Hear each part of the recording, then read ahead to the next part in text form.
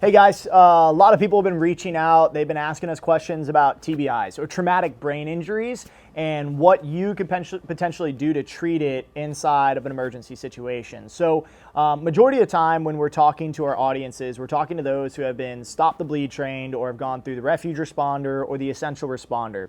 So this is the people that are trained to show up to an accident or respond to an emergency inside of that setting and stop massive bleeding or just work the March E algorithm as a whole. And so with that, understand that there's not much that you're going to be able to do to treat or to mitigate a TBI. That's something that needs extreme higher level care. And all we're going to do is really work through an immobilization protocol. So immobilizing that individual as much as possible to stop them from any movement, potentially harming themselves further, and then getting them to that higher level of care so that way we can start the treatment protocols inside of a hospital. They can get the proper scans, the diagnoses, and the doctors can start working the problem on that end.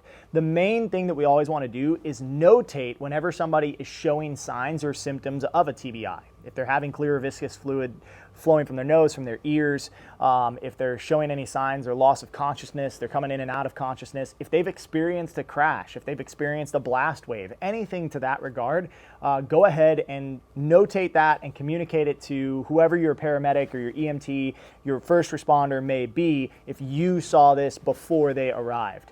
A great thing to do is also go ahead and look in the Ranger Medic Handbook. They show you some protocols that the Rangers are using for immobilization and then what steps they do next. I always recommend that as a great resource for how to treat and what processes to develop inside of your own SOPs. I hope that this helps, guys. I really do.